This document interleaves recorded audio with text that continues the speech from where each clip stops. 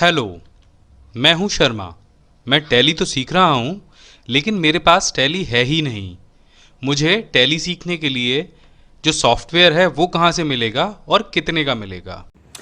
तो मैं आंचल Sharma growth India से।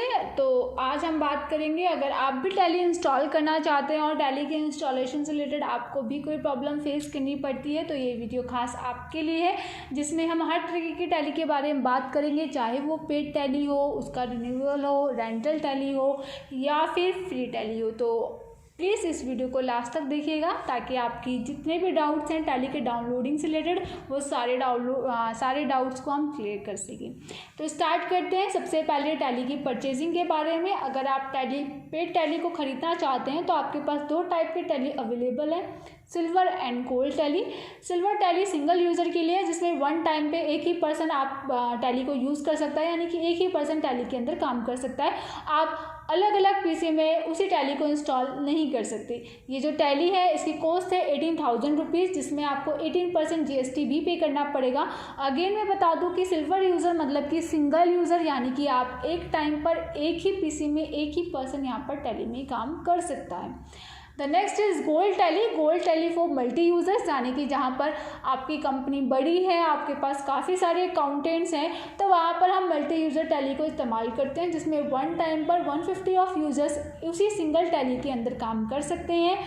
यहाँ पर अलग अलग पीसी में अलग अलग जगह पर लोग बैठकर उसी मल्टी यूज़र टैली के अंदर काम कर सकते हैं। इस टैली की कॉस्ट है 54,000 रुपीज़, जिसके ऊपर आपको 18% जीएसटी पे करना पड़ेगा। इसके बाद बात करते हैं टैली के रिन्यूअल की। जो टैली है उसको आपको टाइम टू टाइम रिन्यू भी कराना पड़ता है, इसको ईयरली रिन्यूअल कराना पड़ता है।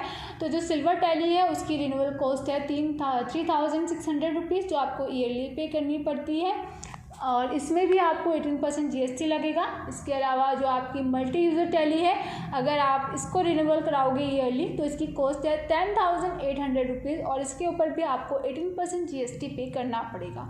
ऑडिटर टैली, यानी कि जो ऑडिटर जो सीए हैं ऑडिटर टैली उनके लिए ऑडिटर्स फीचर अवेलेबल है, तो उन लोगों के लिए रिन्यूअल कॉस्ट है 5,400 रुपीज़, और इसके ऊपर भी आपको 18% जीएसटी पे करना पड़ेगा। अब बात करते हैं रेंटल टैली की, यानी कि अगर आप टैली को परचेज़ करना नहीं चाहते हैं तो आप टैली को रेंट पर भी खरीद सकते हैं। रेंटल में सिंगल यूज़र जो टैली है उसकी कॉस्ट है 600 रुपीज़। आप 600 रुपीज़ में मंथली टैली को यूज़ कर सकते हैं, और इसके ऊपर आपको 18% जीएसटी अगेन पे करना पड़ेगा।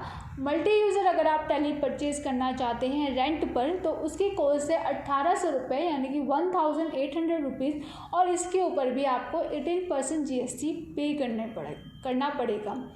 इसके अलावा जो टैली है वो फ्री में भी अवेलेबल है, जिसको हम बोलते हैं एजुकेशन मोड। जब आप नॉर्मली टैली को डाउनलोड करोगे लिंक से, तो जो स्क्रीन आपके पास टैली की खुल के आती है उस स्क्रीन पर आपको W प्रेस करना है, उससे आप डायरेक्ट एजुकेशन स्क्रीन पर पहुंच जाओगे।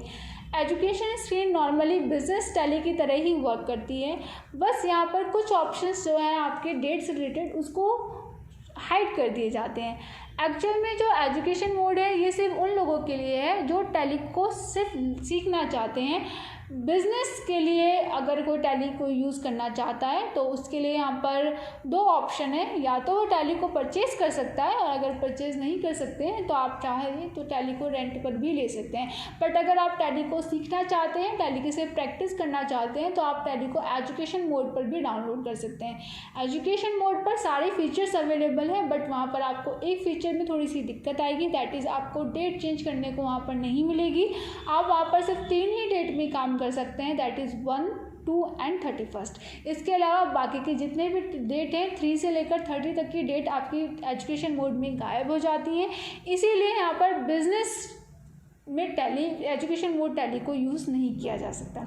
तो चलिए अब बात करते हैं कि अगर आप टैली को डाउनलोड करना चाहते हैं एजुकेशन मोड पर चाहे पेड मोड पर, तो आप टैली को कैसे डाउनलोड करेंगे। तो आइए चलते हैं स्क्रीन पर, टैली की डाउनलोडिंग स्क्रीन पर।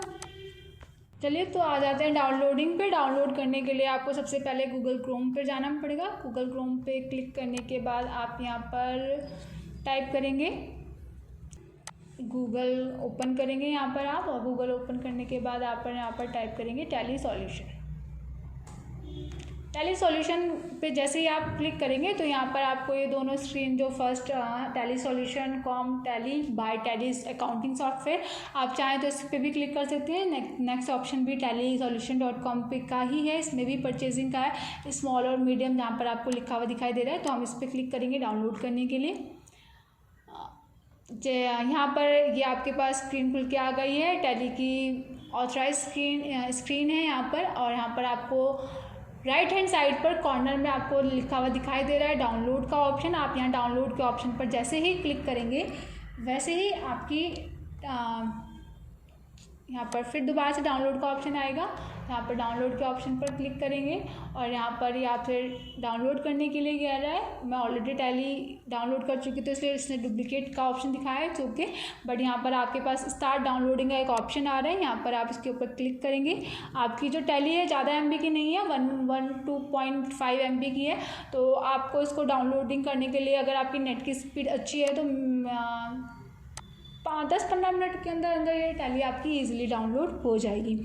तो अब बात करते हैं कि जब ये टैली डाउनलोड हो जाएगी, अब जैसे ही आपकी टैली डाउनलोड हो जाएगी वहाँ पर आपकी डाउनलोडिंग में जाकर, आपके PC की डाउनलोडिंग में जाकर आपके पास वहाँ पर टैली का एक सेटअप आ जाएगा।